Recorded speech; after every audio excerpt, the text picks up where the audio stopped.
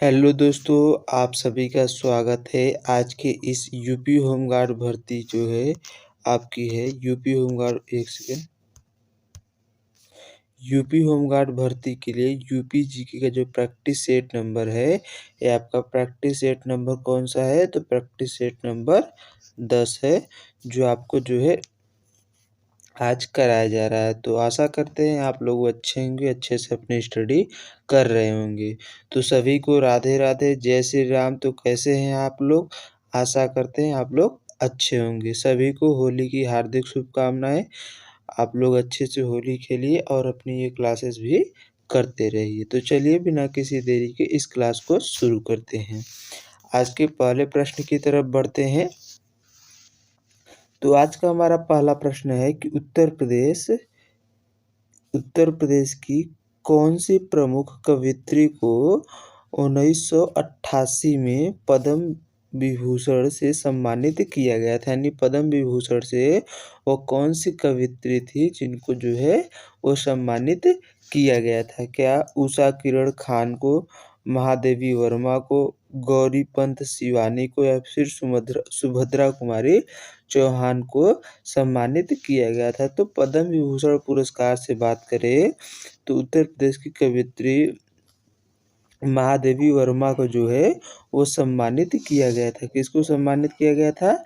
तो महादेवी वर्मा को सम्मानित किया गया था। महादेवी वर्मा को आधुनिक युग का मीरा भी कहा जाता है। इनका जन्म की बात करें तो 1907 में हुआ था और 1982 में इनको यामा के लिए जो है ज्ञानपीठ पुरस्कार भी मिला था। इनका जन्म कहाँ पर हुआ था? तो इनका जन्म की बात करें तो ये फर्रुखाबाद में हुआ था। कहाँ पर हुआ था? तो फर्रुखाबाद में जो है इनका जन्म हुआ था। कहाँ पर? फर्रुखाबाद जनपद में जो है इनका जन्म हुआ था। और वही बात कर 1956 में जो है इनको पद्म भूषण पुरस्कार से भी सम्मानित किया गया था। कब? 1956 में इनको पद्म भूषण जो पद्म भूषण पुरस्कार है इससे भी इनको सम्मानित किया गया था। कब? 1956 ईस्वी में। आशा करते हैं यहाँ तक का पॉइंट क्लियर हो गया होगा।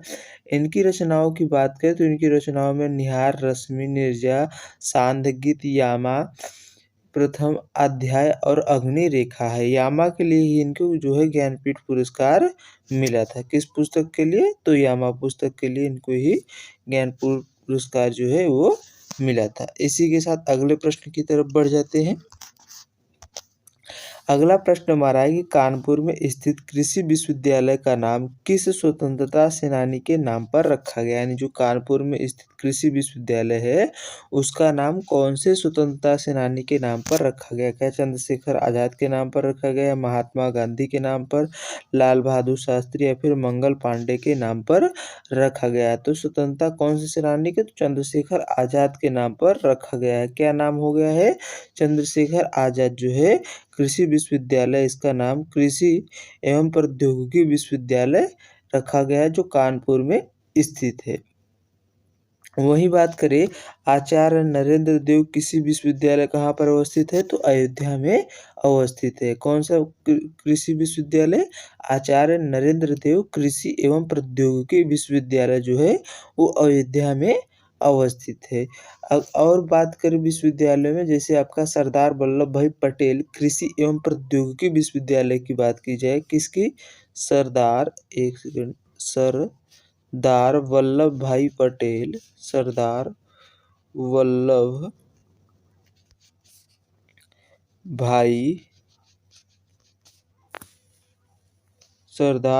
भाई पटेल कृषि एवं प्रौद्योगिकी विश्वविद्यालय, कृषि एंड प्रौद्योगिकी विश्वविद्यालय की बात की जाए, कौन से विश्वविद्यालय की, तो ये कहाँ पर अवस्थित है आपको बताना है। तो सरदार वल्लभ भाई पटेल कृषि एवं प्रौद्योगिकी विश्वविद्यालय जो है वो आपके मेरठ में अवस्थित है। कहाँ पर अवस्थित है? तो ये मेरठ में अवस्थित है।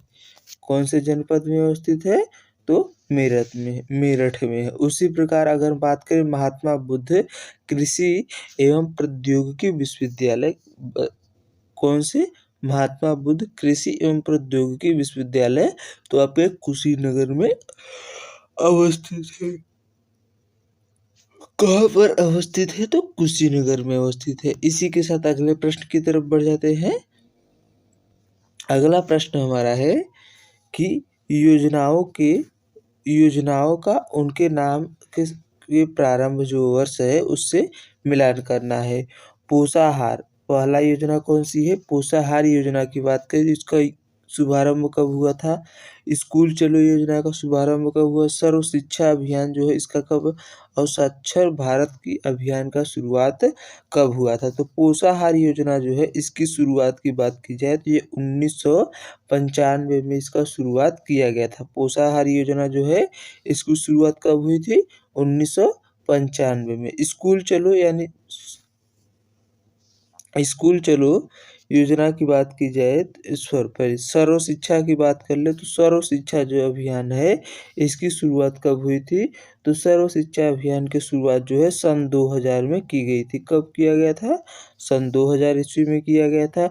वहीं बात करें स्कूल चलो अभियान की तो सर्व शिक्षा अभियान सन 2001 में चला था। सर्व शिक्षा अभियान कब चला था? तो सन 2001 में जो है वो सर्व शिक्षा अभियान और स्कूल चलो अभियान जो है वो सन 2000 में स्टार्ट किया गया था। साक्षर भारत की बात करें तो साक्षर भारत जो अभियान है सन 2009 में स्टार्ट किया गया था। कब स्टार्ट किया गया था? सन 2009 में जो है स्टार्ट किया गया था। यहाँ पर दूसरा ऑप्शन नहीं दिया गया था इसलिए हमने ऐसे ही आपको बता दिया। आशा करते हैं यहाँ तक का पॉइंट आप लोगों को क्लियर हो गया होगा। तो वही बात करें जो यूपी सरकार ने आरटीई कौन सी योजना? आरटीआई राइट टू एजुकेशन जो है कब अपनाया था? तो 27 जुलाई सन 2011 को यह योजना जो है यूपी सरकार के द्वारा अपनाई गई थी। इसी के साथ अगले प्रश्न की तरफ बढ़ जाते हैं। तो अगला प्रश्न हमारा है कि उत्तर प्रदेश में चरगुला नृत्य में महिला अपने सिर पर क्या रखकर नृत्य करती है? तो चरगुला नृत्य की बात करें तो इसमें उत्तर प्रदेश की महिलाओं के द्वारा जो है सर पर क्या रखकर नृत्य किया जाता है? पानी का घड़ा, दूध का घड़ा, तेल के दीपक या फिर 4 मिट्टी के बर्तन। तो चरगुला नृत्य में महिलाओं के द्वारा जो है तेल के दीपक रखकर अपने सर पर कितने तेल के दीपक? तो 8 तेल के दीपक। कितने? 8 जो है वो तेल के दीपक रखकर अपने सर पर वो नृत्य किया जाता है। बात करें ये कहाँ पर होता है? चरगुला नृत्य में 108 दीपक जो है वो तेल के दीपक सर पर रखकर हो जाता है। ये होली के तीसरे दिन यह नृत्य मनाया जाता है। और कहाँ पर मनाया जाता है? तो होली के तीसरे दिन यह ब्रज क्षेत्र में जो है वह यह जो है नृत्य होता है। कहाँ पर होता है? ब्रज क्षेत्र में। बात करें ब्रज में रास नृत्य, झूला नृत्य और मयूर नृत्य भी होता है। लोकगीत की बात करें तो चरकुला लोक नृत्य के समय जो है वो रसिया लोकगीत भी गाया जाता है। कौन सा लोकगीत गाया जाता है? तो रसिया लोकगीत जो है वो गाते हैं। इसी के साथ अगले प्रश्न में बढ़ते हैं। अगला प्रश्न हमारा है कि लोकगीतों का उनके क्षेत्रों से मिलान करना है। बिरहा की बात करें तो कहाँ पर होता है? रसिया हो गया, आल्हा हो गया और कजरी हो गया। तो बिरहा आपका पूर्वांचल क्षेत्र में गाया जाता है, रसिया आपका ब्रजभूमि में होता है जो है चरकुला नृत्य के दौरान। आल्हा की बात करें तो बुंदेलखंड में होता है, कजरी अवध एवं मिर्जापुर क्षेत्र में होता है। सोहर जो है एक और आपके नृत्य जान लीजिए, सोहर अवध में बच्चों के जन्म पर मनाया जाता है। सोहर कब होता है? बच्चों के जन्म पर अवध क्षेत्र में मनाया जाता है। प्रथम गायक बात करें तो प्रथम गायक कौन थे? तो बिहारी यादव जो थे वो ये गायक थे। किसके? तो सोहर के। इसी के साथ अगले प्रश्न की तरफ बढ़ते हैं। तो अगला प्रश्न हमारा है कि संगीत नाटक अकादमी के संदर्भ में कौन सा कथन जो है वो सत्य है? इसकी स्थापना 1965 में हुई और यह वाराणसी में स्थित है। तो कौन सा कथन सत्य है आपको बताना। जो संगीत नाटक अकादमी है इसकी स्थापना क्या 1965 में हुई, तो ये बात गलत है। संगीत नाटक अकादमी की स्थापना की बात की जाए तो 13 नवंबर कब 13 नवंबर सन 1963 ईस्वी को इसकी स्थापना जो है वो लखनऊ में हुई थी। कहाँ पर हुई थी?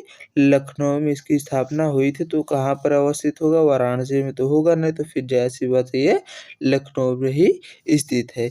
इसका पुराना नाम उत्तर प्रदेश नाट्य जो है नाट्य भारती क्या था? पुराना नाम की बात की जाए तो उत्तर प्रदेश नाट्य भारती था। जो 2 सितंबर सन 1969 ईस्वी को इसका नाम बदलकर उत्तर प्रदेश संगीत नाटक अकादमी कर दिया गया था। कब कर दिया गया था? 1969 में को इसका नाम बदला गया था, 2 सितंबर 1969 में। तो ऑप्शन ए और दोनों ए और 1 और 2 जो दोनों है वो सत्य नहीं है। कौन सा सही हो जाएगा? बी ऑप्शन राइट हो जाएगा। इसी के साथ अगले प्रश्न की तरफ बढ़ते हैं। अगला प्रश्न हमारा है कि सौरभ चौधरी का संबंध किस खेल से संबंधित, यानी सौरभ चौधरी जो है वो किस खेल से संबंधित है? क्या मुक्केबाजी से है, क्रिकेट से है, निशानेबाजी से या फिर कुश्ती से? तो बात करें सौरभ चौधरी की तो सौरभ चौधरी जो है वो निशानेबाजी से संबंधित है। किससे संबंधित है? तो निशानेबाजी से संबंधित है और ये मेरठ के रहने वाले हैं। कहाँ के रहने वाले हैं? मेरठ के रहने वाले हैं। सौरभ चौधरी मेरठ से संबंधित है। 2018 की एशियाई खेलों में 10 मीटर एयर पिस्टल स्पर्धा में इन्होंने स्वर्ण पदक जीता था। कब जीता था? तो 2018 के एशियाई खेलों में 10 मीटर एयर जो पिस्टल है उसमें इन्होंने स्वर्ण पदक को जीता था। वो इसी के साथ और कुछ जो खिलाड़ियों के नाम जान लेते हैं, जैसे इमरान हसन खान की बात करें। किसका? इमरान हसन खान। इमरान हसन खान। तो इमरान हसन खान कहाँ से हैं? तो इमरान हसन खान की बात की जाए तो ये बरेली से हैं। कहाँ से हैं? किस जनपद से संबंधित हैं? तो ये बरेली जनपद से संबंधित है। अनुराज सिंह की बात करें तो अनुराज सिंह जो है अलीगढ़ से हैं और महराज अहमद खान की बात करें तो बुलंदशहर से संबंधित है। इसी के साथ अगले प्रश्न की तरफ बढ़ते हैं। तो अगला प्रश्न हमारा है कि स्टेडियम का मिलान करना है। स्पोर्ट सिटी जो है वो कहाँ पर स्थित है? वही बात करें नेशनल अकादमी कहाँ पर अवस्थित है? नेशनल स्पोर्ट अकादमी कहाँ पर अवस्थित है? Doctor V R Ambedkar stadium की बात की जाए और गुरु गोविंद कॉलेज कहाँ पर स्थित है? तो आपको स्पोर्ट सिटी की बात की जाए तो स्पोर्ट सिटी आपका जहाँ कहाँ पर अवस्थित है? तो नोएडा में अवस्थित है। नेशनल स्पोर्ट अकादमी आपका प्रयागराज में अवस्थित है। वहीं बात करें डॉक्टर वी आर अम्बेडकर की तो doctor V R Ambedkar stadium जो है वो कहाँ पर अवस्थित है? एक अरे यार पीछे देखते हैं, स्लाइड ले लिए तो हाँ, तो डॉक्टर वी आर अम्बेडकर अकादमी कहाँ पर अवस्थित है? तो डॉक्टर वी आर अम्बेडकर अकादमी की बात की जाए तो ये कहाँ पर अवस्थित है? तो वाराणसी में अवस्थित है। कहाँ पर है? वाराणसी में है। वही बात करें गुरु गोविंद सिंह कॉलेज की तो गुरु गोविंद सिंह कॉलेज कहाँ पर है? तो लखनऊ में है। कहाँ पर है? लखनऊ जिले में जो है वह डॉक्टर वी आर अम्बेडकर गुरु गोविंद सिंह कॉलेज अवस्थित है। कहाँ पर अवस्थित है? लखनऊ में। भारत अटल बिहारी वाजपेयी इकाना स्टेडियम भी जो है लखनऊ में ही अवस्थित है। वहीं बात करें वीर बहादुर सिंह स्पोर्ट कॉलेज कहाँ पर है? तो गोरखपुर में है। और मेजर ध्यानचंद स्पोर्ट कॉलेज की बात की जाए तो सैफई इटावा में अवस्थित है। इसी के साथ अगले प्रश्न की तरफ बढ़ जाते हैं। तो अगला प्रश्न हमारा है कि जौनपुर में अटाला मस्जिद का निर्माण किसके द्वारा करवाया गया था। तो जौनपुर में जो अटाला मस्जिद है इसका निर्माण क्या मुबारक शाह ने कराया था, इब्राहिम सर्की ने, मलिक सरवर के द्वारा या फिर हुसैन शाह के द्वारा कराया था। तो जो जौनपुर में अटाला मस्जिद है इसका निर्माण इब्राहिम सर्की के द्वारा करवाया गया था। किसके द्वारा? इब्राहिम सर्की के द्वारा। कब? 1408 ईस्वी में जो है इसका निर्माण करवाया गया था। जौनपुर को भारत का जो है वह शिवराज कहा जाता है। क्या कहा जाता है? तो भारत का सिराज जो है वह जौनपुर को कहा जाता है। इसको सिराजे हिंद की भूमि के नाम से भी जाना जाता है। जौनपुर की स्थापना की बात करें तो जौनपुर की स्थापना जो है जौना खां की याद में जो है वो कराया गया था। किसकी याद में? तो जौना खां की याद में जो है वो जौनपुर की जो है स्थापना की गई थी। किसकी याद में? जौना खां की याद में। जौना खां जो है इनकी याद में जौनपुर की स्थापना हुई थी। बात करें जौनपुर में और क्या क्या स्थित है तो जौनपुर में लाल दरवाजा मस्जिद है। कौन क्या है? तो लाल दरवाजा मस्जिद है। दरवाजा मस्जिद हो गया। लाल दरवाजा मस्जिद क्या? लाल दरवाजा मस्जिद जो है वो कहाँ पर स्थित है? जौनपुर में है। झांझरी मस्जिद कहाँ पर है? जौनपुर में है। शाही किला हो गया, शाही पुल हो गया और जामा मस्जिद हो गया, ये सब कहाँ पर अवस्थित हैं? तो जौनपुर में ही अवस्थित हैं। इसी के साथ अगले प्रश्न की तरफ बढ़ते हैं। अगला प्रश्न हमारा है कि स्वतंत्र भारत में उत्तर प्रदेश के पहले पुलिस महानिरीक्षक आईजीपी कौन थे? पहले महानिरीक्षक की बात करें तो पहले पुलिस महानिरीक्षक आईजीपी जो थे वो कौन बने थे? क्या BN लाहिड़ी बने थे, कानराड हंटे बने थे, SP श्रीपाल बने थे या फिर लॉर्ड माउंटबेटन को बनाया गया था? तो बात करें पहले आईजीपी की तो पहले आईजीपी जो थे वो BN लाहिड़ी को जो है वो बनाया गया था। किसको बनाया गया था? BN लाहिड़ी को जो है वो पहले आईजीपी के पद पर जो है सुशोभित हुए थे। पहले महानिदेशक DGP की बात करें तो श्री नरेश कुमार जो है वो पहले DGP बने थे। कौन? श्री नरेश कुमार। वर्तमान में जो है DGP कौन है? तो वर्तमान में DGP की बात की जाए तो राजीव कृष्ण है। कौन है? राजीव कृष्ण जो है वर्तमान में उत्तर प्रदेश के जो है वो DGP हैं। कौन? राजीव कृष्ण है। इसी के साथ अगले प्रश्न की तरफ बढ़ जाते हैं। तो अगला प्रश्न हमारा है कि ऑनलाइन वित्तीय धोखाधड़ी रिपोर्ट करने हेतु साइबर क्राइम हेल्पलाइन पर शिकायत की समय सीमा क्या है? शिकायत की समय सीमा क्या है? 2 घंटे के भीतर है, 24 घंटे के भीतर, 48 घंटे के भीतर या फिर 7 दिन होती है। तो ऑनलाइन धोखाधड़ी से जो है शिकायत करने के लिए क्राइम हेल्पलाइन नंबर पर समय सीमा की बात की जाए तो 24 घंटे के भीतर आपको जो है इसकी जो है शिकायत करनी होती है, जिससे जो है ऑनलाइन क्राइम करने वाले व्यक्ति तक आसानी से पहुंचा जाए, इसलिए 24 घंटे के भीतर ही करना होता है। यह हेल्पलाइन जो है वो कब जारी किया गया था? तो इस हेल्पलाइन की बात करें तो इसका हेल्पलाइन नंबर क्या है?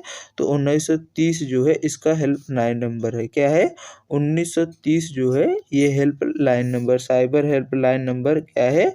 1930 है। इसका मुख्यालय जो है वह लखनऊ में अवस्थित है। वही बात करें महिला हेल्पलाइन की तो 1090 है और चाइल्ड हेल्पलाइन नंबर 1098 है। और मुख्यमंत्री हेल्पलाइन नंबर की बात करें जो सीएम हेल्पलाइन नंबर है वो कितना है? तो 1076 जो है वो सीएम हेल्पलाइन नंबर होता है, जिसपे अपने जो है समस्याओं को दर्ज करा सकते हैं मूलभूत, जिनका आसानी से समाधान जो है वो उसके द्वारा जो है बाद में जो है सूचना भेजकर कराई जाती है। इसी के साथ अगले प्रश्न में बढ़ते हैं। अगला प्रश्न हमारा है कि उत्तर प्रदेश कि किस जिले में देश के प्रथम पुलिस संग्रहालय की स्थापना की गई थी। तो देश के पहले पुलिस संग्रहालय की स्थापना क्या प्रयागराज में, आगरा में, गाजियाबाद या फिर लखनऊ में। तो देश का पहला पुलिस संग्रहालय की स्थापना जो है गाजियाबाद शहर में किया गया था। कहाँ पर किया गया है? तो गाजियाबाद शहर में देश के पहले पुलिस संग्रहालय की स्थापना की गई है। वहीं बात करें देश की पहली पुलिस विश्वविद्यालय की, किसका? पुलिस विश्वविद्यालय के पहला पुलिस यूनिवर्सिटी कहाँ पर खुला है? तो ग्रेटर नोएडा में है। वहीं बात करें भीमराव अंबेडकर पुलिस अकादमी कहाँ पर अवस्थित है? तो मुरादाबाद में जो है डॉक्टर भीमराव अंबेडकर पुलिस अकादमी जो है अवस्थित है। इसी के साथ अगले प्रश्न की तरफ बढ़ जाते हैं। तो अगला प्रश्न हमारा है कि जिलों का उनके मुख्यालय से मिलान करना है। तो गौतम बुद्ध नगर का जो है जिला मुख्यालय क्या है? तो गौतम बुद्ध नगर का नोएडा है। वहीं बात करें ज्योतिबा फुले जो है नगर, जो ज्योतिबा फुले नगर है इसका कहाँ पर है? तो इसका अमरोहा है। कहाँ पर है? अमरोहा है। संत कबीर नगर की बात की जाए तो संत कबीर नगर का खलीलाबाद है, और सिद्धार्थ नगर की बात की जाए तो सिद्धार्थ नगर का जो है वो नवगढ़ जो है वो जिला मुख्यालय है। इसी तरह अमेठी की बात की जाए, अमेठी का जिला मुख्यालय कहाँ पर है? तो अमेठी जो है अमेठी जनपद, इसका जिला मुख्यालय क्या है? गौरीगंज है। क्या है? गौरीगंज जो है इसका जो है जिला मुख्यालय है। किसका? अमेठी का जिला मुख्यालय गौरीगंज हो जाएगा। सोनभद्र की बात करें तो सोनभद्र का जो हो जाएगा क्या हो जाएगा जिला मुख्यालय?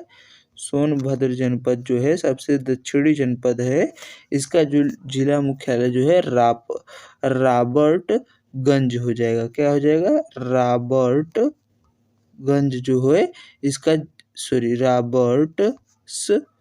रॉबर्ट्सगंज होता है। क्या होता है? रॉबर्ट्सगंज जो है सोनभद्र का जिला मुख्यालय है। श्रावस्ती की बात करें तो श्रावस्ती जो जनपद है इसका जिला मुख्यालय कहाँ पर अवस्थित है? तो इसका जिला मुख्यालय जो है वो भिनगा है। क्या है? भिनगा जो है इसका जिला मुख्यालय है। किसका? श्रावस्ती का जिला मुख्यालय क्या है? भिनगा है। कुशीनगर का पडरौना हो गया। भदोही की बात करें तो भदोही का जिला मुख्यालय क्या हो जाएगा? ज्ञानपुर हो जाएगा। इसी के साथ अगले प्रश्न की तरफ बढ़ जाते हैं। तो अगला प्रश्न हमारा है कि संगम योजना जो है इसका मुख्य उद्देश्य क्या है? तो संगम योजना के मुख्य उद्देश्य की बात की जाए तो इसका मुख्य उद्देश्य क्या विकलांगों का कल्याण है, या फिर नदियों को जोड़ना है, या फिर नदियों का प्रदूषण मुक्त करना है, या फिर राष्ट्रीय एकता को बढ़ावा देना है। तो संगम योजना के मुख्य उद्देश्य की बात की जाए तो संगम योजना जो है इसका मुख्य उद्देश्य आप लोगों को क्या बताया गया है? तो इसके तहत जो है विकलांगों के जो है कल्याण के लिए इसको बनाया गया है, जो 15,000 की आर्थिक सहायता इसके द्वारा दी जाती है। इसकी शुरुआत की बात करें तो 15 अगस्त सन 1996 को जो है इसको शुरू किया गया था। तो क्या इस संगम योजना का मुख्य उद्देश्य विकलांगों का कल्याण करना है? ऑप्शन नंबर ए राइट हो जाएगा। इसी के साथ अगले प्रश्न में बढ़ते हैं। तो अगला प्रश्न हमारा है कि ज्ञानदीप शिक्षा योजना उत्तर प्रदेश में कब प्रारंभ की गई थी? तो ज्ञानदीप शिक्षा योजना की बात की जाए सितंबर सन 2000 में, अक्टूबर सन 2001 में, सितंबर सन 2002 में, या फिर दिसंबर सन 2000 में इसको स्टार्ट किया गया था। तो ज्ञानदीप योजना जो है इसको सितंबर सन 2002 में जो है वो स्टार्ट किया गया था। कब स्टार्ट किया गया था? सितंबर सन 2002 में। यह योजना उत्तर प्रदेश में प्राथमिक और माध्यमिक शिक्षा के स्तर को सुधारने हेतु जो है वह शुरू की गई थी। किस स्तर को? माध्यमिक और जो है प्राथमिक स्तर की शिक्षा के सुधार के लिए। इसी के साथ अगले प्रश्न में बढ़ते हैं। अगला प्रश्न हमारा है कि प्रधानमंत्री Narendra Modi stand of India scheme का जो है प्रारंभ किस शहर में किया गया था। स्टैंड ऑफ इंडिया स्कीम की शुभारंभ जो है वाराणसी से, कानपुर से, नोएडा या फिर लखनऊ से शुरू किया गया था। तो स्टैंड ऑफ इंडिया स्कीम जो है प्रधानमंत्री नरेंद्र मोदी ने इसको कहाँ से शुरू किया था, तो नोएडा से जो है इसका शुरुआत किया था। किस जनपद से, तो नोएडा शहर से इसकी शुरुआत की गई थी। वहीं बात करें जो है स्टैंड ऑफ इंडिया स्कीम को जो है वो 5 अप्रैल सन 2016 को बाबू जगजीवन राम की जयंती पर जो है इसको स्टार्ट किया गया था। इसका उद्देश्य एसटी, एससी और महिला उद्यमियों की जो है वो सहायता जो है करना होता है। क्या करना होता है, एसटी, एससी जो है और महिला जो है उनकी जो है उद्यमी जो है उनका सहायता प्रदान करना जो है स्टैंड ऑफ इंडिया स्कीम का जो है मुख्य उद्देश्य होता है। इसी के साथ अगले प्रश्न में बढ़ते हैं। अगला प्रश्न हमारा है कि उत्तर प्रदेश सरकार की ओडीओपी योजना का मुख्य लक्ष्य क्या है। ओडीओपी जो योजना है इसका मुख्य लक्ष्य की बात करें, क्या कृषि नवाचार है, डिजिटल वॉलेट है, स्वदेशी और विशेष उत्पाद है या फिर कंप्यूटर ज्ञान है। तो बात करें ओडीओपी योजना की, तो ओडीओपी योजना का जो मुख्य जो है काम स्वदेशी और विशेष उत्पाद का निर्माण जो है ओडीओपी योजना का मुख्य लक्ष्य है। इसकी शुरुआत की बात की जाए तो 24 जनवरी सन 2018 को इसको शुरू किया गया था। यह स्थानीय कला और पारंपरिक उद्योगों को वैश्विक पहचान दिलाने हेतु इसको जो है वह शुरू किया गया था। एक जिला एक उत्पाद जो है इसका फुल फॉर्म होता है। इसके तहत जो है प्रत्येक जिले का अपना अपना कुछ न कुछ उत्पाद होता है। इसी के साथ अगले प्रश्न की तरफ बढ़ते हैं। तो अगला प्रश्न हमारा है कि कौन सा सही सुमेलित नहीं है। कोयल महोत्सव, सॉरी इसमें पर तो पूरा दिया ही नहीं है, पहले यहाँ पर आप लोग देख सकते हैं। हाँ, यहाँ पर है। कोयल जो है अलीगढ़ में होता है। महोत्सव नगर महोबा को कहते हैं। महोदय श्री कन्नौज को कहते हैं, या फिर जेजक भुक्ति जो है वो कौशाम्बी है। तो इनमें से आपका कौन सा सही सुमेलित नहीं वो बताना है। तो कोयल जो है वो अलीगढ़ में है। क्या है, कोयल जो है वो पूर्वांचल का शहर है। जो कोयल वो कहाँ पर है, अलीगढ़ में है। महोत्सव नगर कहाँ पर है, महोबा में, ये भी सही है आपका।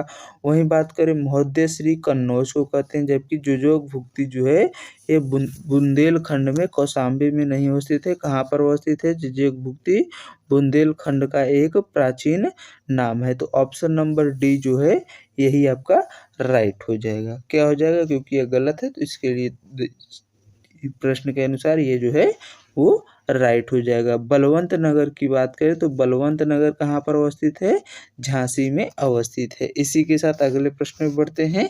अगला प्रश्न हमारा है कि उत्तर प्रदेश के किस शहर को चाकुओं का शहर कहा जाता है। तो चाकुओं का शहर क्या रामपुर को, सहारनपुर, बरेली या फिर मिर्जापुर को कहते हैं। तो चाकुओं का शहर जो है रामपुर को कहा जाता है। किसको कहा जाता है, रामपुर को। रामपुर में ही रजा लाइब्रेरी भी अवस्थित है। रजा लाइब्रेरी कहाँ पर है, तो रामपुर में है। कहाँ पर है, लाइब्रेरी जो है वो रामपुर में अवस्थित है। जो है इसकी स्थापना किसने किया था, तो रजा लाइब्रेरी की स्थापना 1774 ईस्वी में जो है नवाब फैजुद्दौला खान के द्वारा जो है वह रजा लाइब्रेरी बनवाई गई थी। रामपुर को चाकू के लिए जो विश्व प्रसिद्ध है। बात करें सहारनपुर, तो सहारनपुर जो है लकड़ी की नक्काशी के लिए जाना जाता है। मिर्ज़ापुर की बात करें तो मिर्ज़ापुर से ही कजरी जो है वो इसकी उत्पत्ति मानी जाती है। आपको बरेली से बताना है, बरेली किस योजना के लिए जो है, यानी किस ओडीओपी योजना के लिए प्रसिद्ध है। इसी के साथ अगले प्रश्न में बढ़ते हैं। तो अगला प्रश्न हमारा है कि प्रथम सेमीकंडक्टर जो है, क्या प्रथम सेमीकंडक्टर पार्क उत्तर प्रदेश में कहाँ पर स्थापित होगा। क्या गोरखपुर में, ग्रेटर नोएडा, लखनऊ या फिर वाराणसी में। तो बात करें प्रथम सेमीकंडक्टर पार्क की, तो ग्रेटर नोएडा जो है यहाँ पर प्रथम सेमीकंडक्टर पार्क जो है वह स्थापित किया जा रहा है, जो तकनीकी हब बनेगा। क्या बनेगा, तकनीकी हब जो है वो बनेगा। आप लोगों को बताना है कि वाराणसी को जो है कमेंट में आप लोगों को ये बताना है होमवर्क के तौर पर, वाराणसी को जो है वो किस उपनाम से जानते हैं और यहाँ पर कितने विश्वविद्यालय जो हैं वो अवस्थित है। तो इस प्रश्न का जवाब आप लोग कमेंट में ज़रूर बताइएगा। आशा करते हैं कि आज आज की यह क्लास आप लोगों को समझ में आई होगी। आज के लिए बस इतना ही।